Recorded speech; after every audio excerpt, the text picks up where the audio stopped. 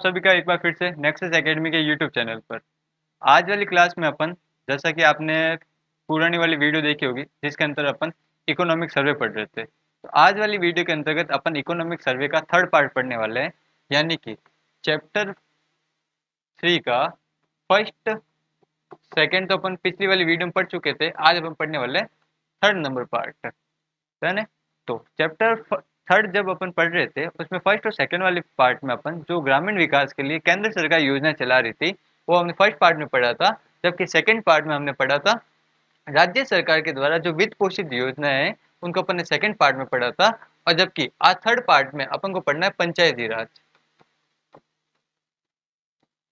कि पंचायती राज क्यों पढ़ना है? क्योंकि आपको पता होगा कि चैप्टर नंबर 3 का नाम था आपने ग्रामीण विकास एवं पंचायती राज, यही नाम था अपना। ग्रामीण विकास में जो सेंट्रल गवर्नमेंट योजना चला रही थी उसको अपन फर्स्ट पार्ट में ले लिया, स्टेट गवर्नमेंट जो योजना चला रही थी उसको अपन ने सेकंड पार्ट में ले लिया था। तो आज अपन को पढ़ना है पंचायती राज, और पंचायती राज से संबंधित जो योजना है वो पढ़ना है, और थोड़ा बहुत जो बजट के अंदर भी आया हुआ है और इकोनॉमिक सर्वे से भी मिलता जुलता है वो भी अपन इसी वीडियो के अंदर फ्री कर लेंगे, और आज ये आपका चैप्टर भी पूरा के पूरा कंप्लीट हो जाएगा। डन है, तो पढ़ते आगे। सबसे पहले पंचायती राज। पंचायती राज की बात तो शुरू करते हैं, उससे पहले अपन को पता है कि पंचायती राज के मामले में अपना राजस्थान बहुत ही अग्रणी रहा है। राजस्थान बहुत ही आगे रहा है। कि कैसे आगे रहा? कि जब भारत के अंदर भी पंचायती राज वाली व्यवस्था अगर नहीं हो रही थी उससे पहले अपन ने राजस्थान में पंचायती राज वाला सिस्टम चालू कर लिया था। यानी पंचायती राजस्थान पंचायती राज अधिनियम 1953 में आ गया था। कब आ गया था? 1953 में आ गया था। पंचायती राज राजस्थान वाले 1953 में लेकर आ गए, और शुरुआत भी कर दी इन्होंने नागौर के बगदरी गांव में। कहाँ पर शुरुआत कर दी थी? नागौर के बगदरी गांव में 2 अक्टूबर 1959 को। कब शुरुआत कर दी? 2 अक्टूबर 1959 को। फिर पूरे प्रॉपर रूप से पूरे भारत में प्रॉपर रूप से इसको संवैधानिक दर्जा, देखो पहले राजस्थान वालों ने शुरू कर ली, तो इसको संवैधानिक दर्जा कब मिला इसको? कि 24 अप्रैल 1993 को। 24 अप्रैल 1993 को भारत सरकार के द्वारा इसको संवैधानिक दर्जा दे दिया गया, मतलब मान्यता दे दी गई इसको। यही समझो, एक बार मान्यता मिल गई अब 24 अप्रैल 1993 को। अब बात सुनना, अपना भारत का संविधान लिख दिया गया था 1947 को। अब अपन 1993 में इसको संवैधानिक दर्जा दे रहे हैं, मतलब संविधान के अंदर इसकी एंट्री कर रहे हैं, तो संविधान के अंदर कुछ चेंज करना पड़ेगा, कुछ संशोधन करना पड़ेगा। उस संशोधन को 73वां और 74वां संशोधन था, 73वां और 74वां संशोधन था, उसको अपन बोलते हैं 73 या 74 संविधान संशोधन। डन है, संविधान संशोधन आ गया, ठीक है, ये हमें समझ में आ गया। और जो अपना राजस्थान पंचायती राज अधिनियम था 1953 वाला, उसको भी चेंज करना पड़ेगा क्योंकि भारत सरकार वाला आ गया था 1993 में, तो अपन 1994 में इसका भी संशोधन किया गया। चीज हुई यहाँ तक क्लियर?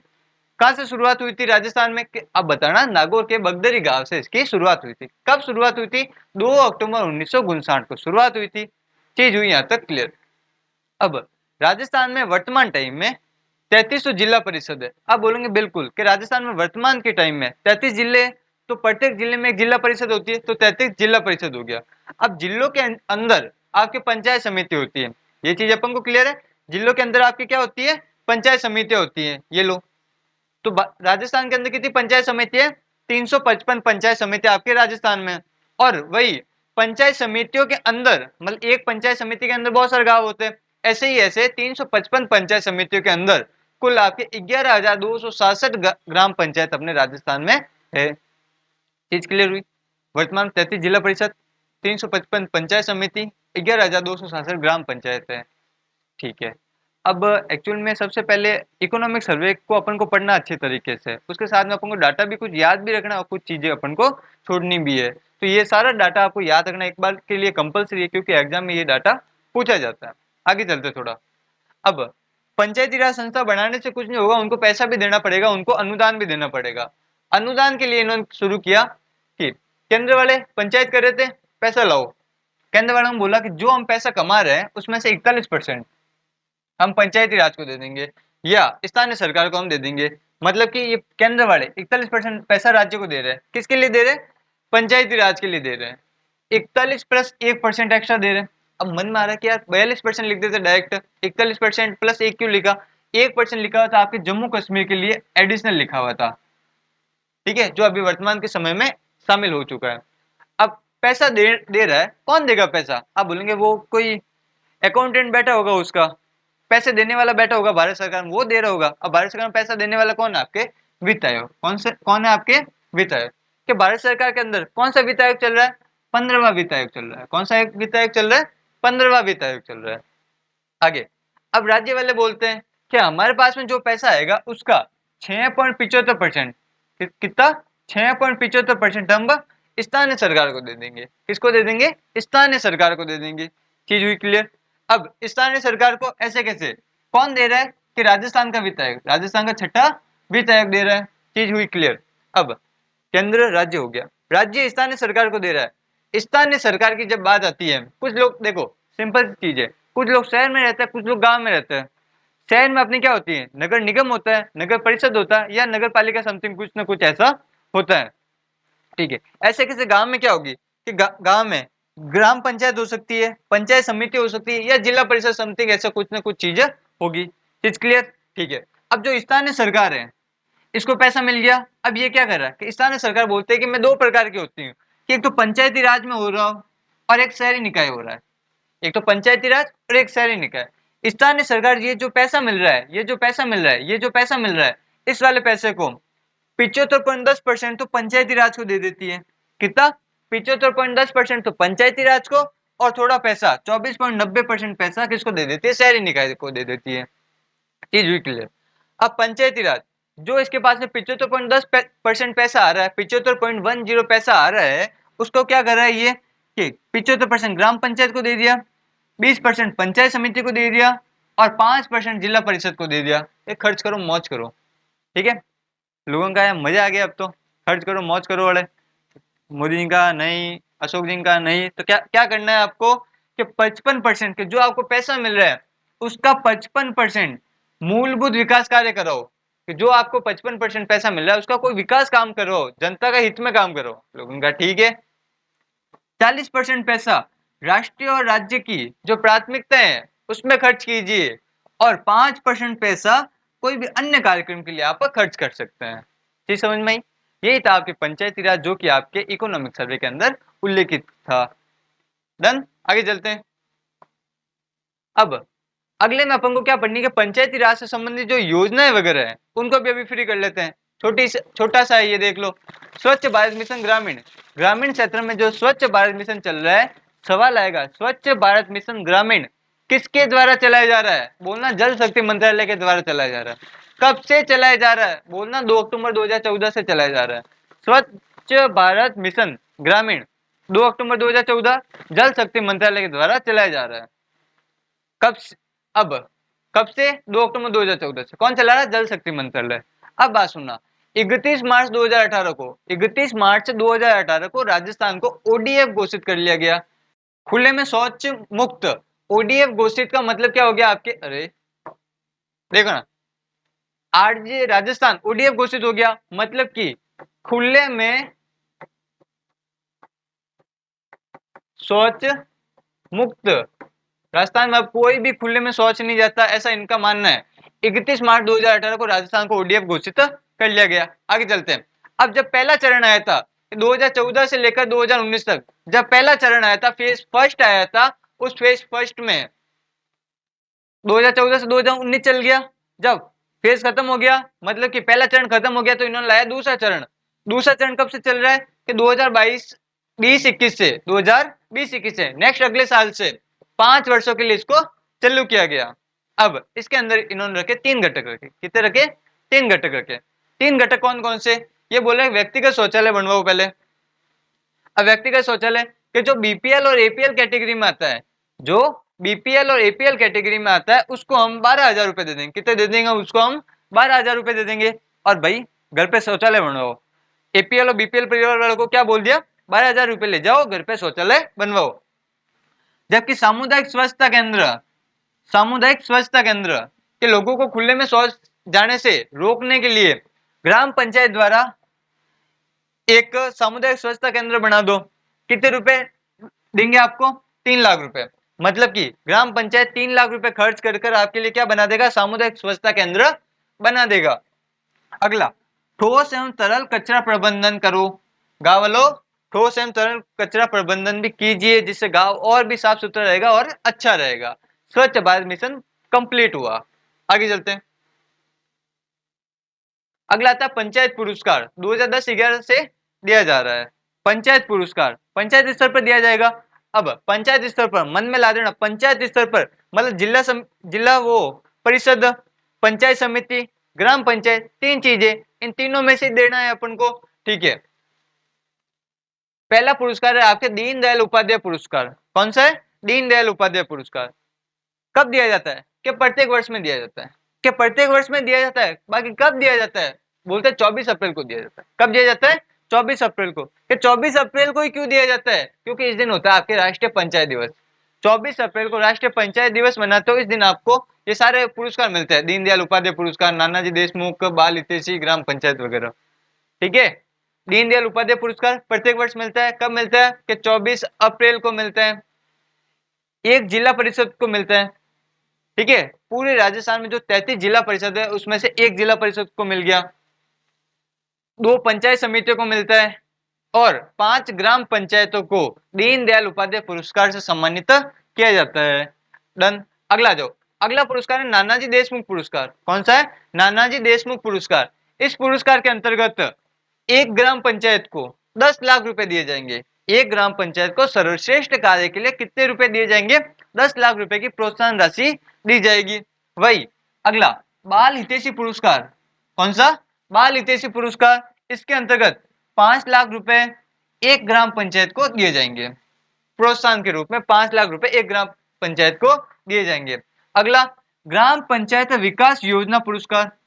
ग्राम पंचायत विकास योजना पुरस्कार 2019 से शुरू हुई थी और 5 लाख रुपए इसके अंतर्गत दिए जाएंगे। डन। इन चीजों को बार बार रिवीजन करते रहना, बार बार वीडियो को आप 2x में देखो और 1.5x में देखो, ताकि चीजें क्लियर होती है आपको। और टेलीग्राम चैनल पर इसकी पूरी पीडीएफ डाल दी गई है, तो आप देखिए इसको। अगला, अब पंचायत संबंधी जो योजनाएं वगैरह हैं उनके बारे में अपन पढ़ते हैं। सबसे पहली योजना आपकी ग्राम पंचायत विकास योजना। ग्राम पंचायत विकास योजना मतलब ग्राम पंचायत का विकास करना, सिंपल सी चीज है। ग्राम पंचायत का विकास करना। कौन चला रहा है? कि भारत सरकार के द्वारा। कब से? 2015 से। अब ग्राम पंचायत का विकास करने की योजना भारत सरकार के द्वारा चलाई जा रही है, 2015 से चलाई जा रही है। तो कोई अभियान तो होगा, कोई उद्देश्य होगा, कोई अभियान होगा। इस अभियान का नाम है सबकी योजना सबका विकास। सबकी योजना सबका विकास। इस अभियान का क्या नाम है आपके? सबकी योजना सबका विकास। इंपॉर्टेंट है आपके लिए। जबकि अगर राजस्थान के संदर्भ में ले लेवे, राजस्थान के लिए ले लेवे, तो राजस्थान में ये योजना चल रही है अपनी योजना अपनो विकास। राजस्थान में इस योजना का क्या नाम है आपके? अपनी योजना अपनो विकास। राजस्थान में इस योजना का क्या नाम है? अपनी योजना अपनो विकास। अगला, अगली योजना का नाम है आपकी राष्ट्रीय ग्राम स्वराज अभियान। अगली योजना कौन सी है? राष्ट्रीय ग्राम स्वराज अभियान। कब से शुरू है? 2018-19 से शुरू हुई। कब से शुरू हुई? 2018-19 से शुरू हुई। कि कौन चला रहा है? कि केंद्र और राज्य दोनों मिलकर चला रहे हैं। रेशियो आपको याद होगा, अनुपात आपको याद होगा कि कौन सा अनुपात, कि बस अपवाद वाली स्थिति में कुछ अनुपात चेंज हो जाता है, बाकी 60 और 40 का ही अनुपात रहता है, 60 और 40 का ही रेशियो होता है। ठीक है, उद्देश्य क्या है? कि पंचायत का क्षमता संवर्धन करनी, पंचायत जो कार्य वगैरह करी उसकी क्षमता वगैरह संवर्धन करना इसका उद्देश्य है। बाकी ये योजना आप सर्च करोगे आपको मिलेगी नहीं। क्यों नहीं मिलेगी? क्योंकि इसका वर्तमान नाम क्या है? पुनरुत्थान राष्ट्रीय ग्राम स्वराज अभियान। वर्तमान में इसका नाम क्या है आपके? पुनरुत्थान राष्ट्रीय ग्राम स्वराज अभियान। डन। चलो आगे। अगली योजना विलेज मास्टर प्लान। नेक्स्ट 30 सालों में, अगले 30 वर्षों में ग्राम पंचायत मुख्यालय से संबंधित विलेज मास्टर प्लान बनाया जाएगा, जिसमें ग्राम पंचायत मुख्यालय को बहुत ही डेवलप करने के लिए प्लान वगैरह बनाया गया है। अगला अंबेडकर भवन योजना। कौन सा? अगली योजना अंबेडकर भवन योजना। कब से शुरू हुई थी? 2019-20 से। अंबेडकर भवन योजना कब से शुरू हुई थी? 2019-20 से शुरू हुई थी। क्या चाहता है? क्या ये अंबेडकर भवन योजना क्या चाहती है अपन से? कि नगर निगम, नगर परिषद और नगर पालिका के जो मुख्यालय है, नगर निगम, नगर परिषद और नगर पालिका जो मुख्यालय है उनको छोड़ दो। नगर निगम, नगर परिषद और नगर पालिका जो मुख्यालय है उनको छोड़ दीजिए और सभी पंचायत समिति पर अंबेडकर भवन का निर्माण करवाना है। क्या करना है आपको? अंबेडकर भवन का निर्माण करवाना है। खर्चा आएगा कि कितने खर्चा आएगा? 50 लाख रुपए खर्चा आएगा। कितने खर्च आएगा? प्रत्येक भवन पर 50 लाख रुपए खर्च किए जाएंगे। क्या बनाया जाएगा? अंबेडकर भवन बनाया जाएगा। कहां पर नहीं बनाया जाएगा? कि नगर परिषद, नगर पालिका, नगर निगम तीनों के जो मुख्यालय है वहां पर नहीं बनाए जाएंगे। बाकी सभी पंचायत समिति पर क्या बनाया जाएगा? अंबेडकर भवन का निर्माण किया जाएगा, जिसमें आपके 50 लाख रुपए प्रत्येक भवन पर खर्च किया जाएगा। अगली, प्रधानमंत्री कृषि सिंचाई योजना जो कि वाटर रोड कंपोनेंट है, सेकंड फेज चल रहा है इसका भारत सरकार के द्वारा। 1 अप्रैल 2022 से शुरू है। इसके अंदर इतनी इंफॉर्मेशन दी हुई है अपने इको सर्वे में। अगला है आपके ग्रामीण आधारभूत संरचना। ग्रामीण आधारभूत संरचना मतलब कि गांवों में आपके सड़कों की लंबाई कितनी है? राजस्थान में टोटल ग्रामीण सड़कों की लंबाई आपके 1,86,462 किलोमीटर। कितनी? 186,462। 1,86,462 किलोमीटर आपकी टोटल ग्रामीण सड़कों की लंबाई है। क्या ये भी याद करना है? क्या याद कर लेना, पता नहीं किधर से कौन सा आ जाए ना। अगला अगला आपके रूडा। रूडा मतलब ग्रामीण गैर कृषि विकास अभिकरण। रूडा की फुल फॉर्म आपको याद करनी है। रूडा की फुल फॉर्म आप याद कर लेना कि क्या है? ग्रामीण गैर कृषि विकास अभिकरण। गैर कृषि विकास, सब वर्ड पकड़ो यहां से। ग्रामीण क्षेत्र में गैर कृषि विकास करना है। मतलब कि इसका उद्देश्य क्या है? देख लो उद्देश्य भी, ग्रामीण गैर कृषि को बढ़ावा देना। सिंपल सा चीज कि कब स्थापना हुई थी? नवंबर 1995 को। नवंबर 1995 को इसकी स्थापना हुई थी। क्या चाहता है? ये बोलता है कि आप ग्रामीण गैर कृषि हो के ग्रामीण गैर कृषि जो चीजें आती है आपके लिए, जैसे चमड़ा उद्योग है, ऊन व वस्त्र उद्योग है, लघु खनिज है, इसमें भी आप काम वगैरह करना शुरू कीजिए, फायदा होगा। आप कृषि के ऊपर निर्भरता अच्छी है, बाकी आप गैर कृषि क्षेत्र में भी आप कुछ ना कुछ अच्छा कीजिए। और अगर आप अच्छा करते हो तो हम आपको जीआई टैग दिलाने में भी सहायता करते हैं। क्या करेंगे? हम आपको जीआई टैग दिलाने में भी सहायता करेंगे। कि जीआई टैग, राजस्थान में वर्तमान में 16 वस्तुओं को जीआई टैग प्राप्त हुआ है, जिसमें अपन पढ़ते हैं सोजत की मेहंदी है, बीकानेरी भुजिया है, ठीक है, सांगनेरी प्रिंट है वगैरह अपन पढ़ते रहते हैं। इसकी भी आपके लिए एक अलग से वीडियो आएगी जीआई टैग के लिए भी। चलो, रूडा क्लियर हुआ? ठीक है, अब बात सुनना आप। अगला, अगली योजना का नाम है आपके प्रशासन गांवों के संग। कौन सी योजना आ गई आपके? प्रशासन गांवों के संग। सबने सुना हुआ है, सबने सुना हुआ है कि कौन चला रहा था? राजस्व विभाग चला रहा है। कौन चला रहा है? राजस्व विभाग। सवाल एग्जाम के अंदर आता है प्रशासन गांवों के संग अभियान को कौन संचालित कर रहा है? बोलना राजस्व विभाग। अगर आ जाए प्रशासन शहरों के संग, कौन संचालित करना है? बोलना नगरीय स्वायत्त शासन विभाग। शहरों की बात आ जाए तो नगरीय स्वायत्त शासन विभाग आ जाएगा, जबकि गांवों की बात आ जाए तो बोलना राजस्व विभाग। गांवों की बात आ जाए तो राजस्व, और शहरों की बात आ जाए तो नगरीय स्वायत्त शासन विभाग द्वारा संचालित। कब से संचालित? 2 अक्टूबर 21, 2 अक्टूबर 21 से। डन है। क्या करते हैं कि एक दिन का शिविर लगता है ग्राम पंचायत मुख्यालय पर, गांव के पट्टे वगैरह है, किसी को कोई विवाद वगैरह है, इसको सॉल्व वगैरह करने की ये कोशिश वगैरह होता है। अगला, राजीव गांधी जल संचयन योजना। अगली योजना कौन सी आपके? राजीव गांधी जल संचयन योजना। क्या चीज है कि 20 अगस्त 2019 से शुरू हुई थी। राजस्थान के 33 जिलों के कुल 4,000 गांवों में जल की सुविधा उपलब्ध करवाना। 33 जिलों के 4,000 गांव में जल की सुविधा को उपलब्ध करवाना। ठीक है, अब अगला, वॉल टू वॉल विकास पथ। इसकी घोषणा हुई थी आपके बजट 2019-20 में। प्रत्येक ग्राम पंचायत में 5 किलोमीटर तक का बड़े से एकदम विकास योजना वगैरह इनकी करनी है। बड़े एक वॉल टू वॉल विकास पथ बनाना है, रोड वगैरह बनानी, सड़क वगैरह बनाने की ये योजना है। चलिए, इसी के साथ में चैप्टर नंबर 3 आपका कंप्लीट होता है। चैप्टर नंबर 3 कि किसका? चैप्टर नंबर 3 के इकोनॉमिक सर्वे का। इकोनॉमिक सर्वे का आपके चैप्टर नंबर 3 कंप्लीट हो गया। अब इसका आपको क्या करना है? रिवीजन कीजिए, इसका रिवीजन करना है। और रिवीजन के बाद में संडे को आपके लिए होगा एक टेस्ट होगा। संडे को आपके लिए टेस्ट होगा। कहां पर होगा? यूट्यूब चैनल पर ही होगा। पीडीएफ आपको मिल जाएगी कंप्लीटली। अब पीडीएफ कैसे मिलेगी आपको? संडे को मॉर्निंग में आपके लिए जो भी प्रश्न बनते हैं, जो भी प्रश्न बनते हैं इससे, वो आपको टेलीग्राम चैनल पर डाल दिए जाएंगे। जो भी इसके प्रश्न है वो टेलीग्राम चैनल पर डाल दिए जाएंगे और इवनिंग के समय वो सारे के सारे प्रश्न आपको सॉल्व करवाए जाएंगे, जिससे आप तैयारी को और भी बढ़िया से बढ़िया लेवल पर ले जा सकते हो। तो चैप्टर नंबर 3 कंप्लीट हुआ। कल से या अगले दिन से जब भी अपन चैप्टर नंबर 4 स्टार्ट करेंगे, तो इसी इसी पूरी पीडीएफ आपको हमारे टेलीग्राम चैनल पर मिल जाएगी, जिसकी लिंक आपको डिस्क्रिप्शन के अंदर मेंशन की हुई है। तो बने रहिए नेक्स्ट एकेडमी के साथ में। धन्यवाद। जय हिंद, जय भारत।